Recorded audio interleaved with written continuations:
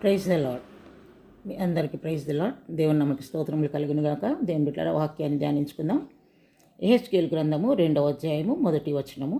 నరపుత్రుడా, నీవు చక్కగా నిలవబడము, నేను నీతో మాట్లాడవలను. దేవుని నామమునకు స్తోత్రములు కలుగును గాక.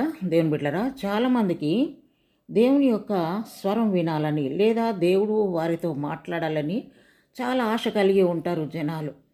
ఎన్నో ఉపవాస ప్రార్థనలు చేస్తూ ఉంటారు, కనిపెడుతూ ఉంటారు, దీక్షలు చేస్తూ ఉంటారు, ఎన్నో విధాలుగా మరి ప్రయాసపడుతుంటారు.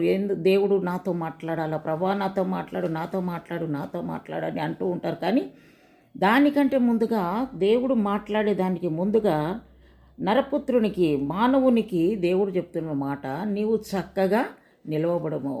దేవుని స్వరం మనం వినాలంటే దేవుని బిడ్డలారా, మొట్టమొదట మనము దేవునిలో చక్కగా నిలబడాలి.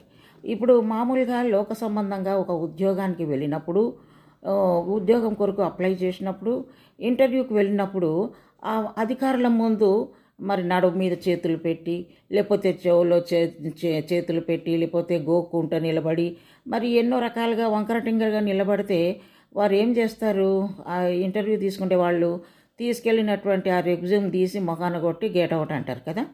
ఈ లోక సంబంధమైనటువంటి మనుషులే మరి సరి అయినటువంటి మర్యాదలు ఇవ్వకుండా, మరి వారికి రెస్పెక్ట్ ఇవ్వకుండా, ఎదురుగా చక్కగా నిలబడకుండా ఉన్నప్పుడు, వారికి కోపం వచ్చినప్పుడు, వాళ్ళు గెట్అవుట్ చేసినప్పుడు, మరి దేవాది దేవుని ముందు మనం ఎంత చక్కగా నిలబడాలి దేవుని బిడ్డ.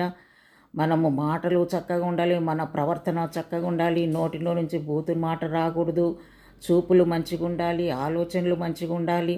మనం నడిచే మార్గం ఎలాగుందో పరీక్షించుకొని మనల్ని మనం సరి చేసుకొని చక్కగా నిలబడాలి దేవుని ముందు.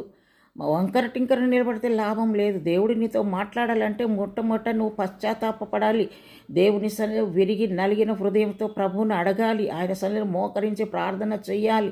అప్పుడు తప్పకుండా దేవుడు ఆయన స్వరం నీకు వినిపిస్తాడు. తప్పకుండా ప్రభు మాట్లాడతాడు. ఆయన మాట్లాడే దేవుడు, నిన్ను చూచే దేవుడు, నీ ప్రార్థన ఆలకించే దేవుడు. ఆయన కళ్ళు మూసుకొని ఉండే దేవుడు కాదు, ఆయన మూగ దేవుడు కాదు. మన దేవుడు మాట్లాడే దేవుడు. మరి నిజముగా నువ్వు దేవుని స్వరం నువ్వు వినాలంటే ఈ దినము నువ్వు నీ జీవితాన్ని, నీ ప్రవర్తనను సరి చేసుకొని దేవుని ముందు నువ్వు చక్కగా నిలబడు.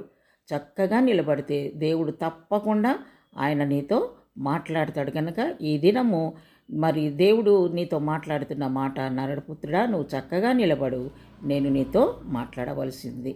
కనుక చక్కగా నిలబడండి, దేవుని సన్నిధిలో దేవుని సంతోషపెట్టండి. తప్పకుండా ఆయన మీతో మాట్లాడతాడు, మిమ్మల్ని ఆశీర్వదిస్తాడు. దేవుడి కొద్ది